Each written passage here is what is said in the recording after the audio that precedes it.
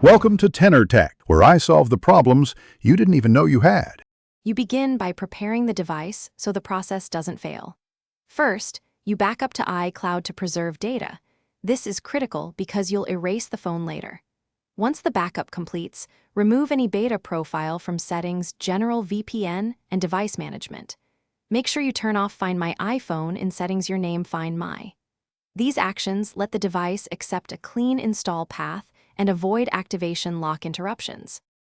Once the profile is removed, restart your iPhone to let the system clear beta caches. You then check Software Update. The device should see the latest public iOS that Apple is signing. If it shows an update to a lower-numbered public version, you can install it directly over the current build. Tap Download and Install, agree to prompts, and wait.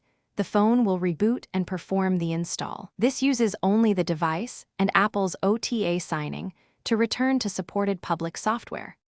If the OTA path fails, your next move is an in-device erase to force setup with signed public firmware. Erase all content and settings, then set up as new or restore from your iCloud backup. Make sure not to reinstall the beta profile. Once complete, verify Software Update shows the public release.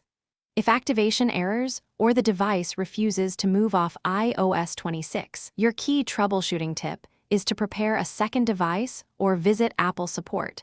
Sometimes recovery mode with another device is the only fix. Thanks for watching. Subscribe to keep your life in tune.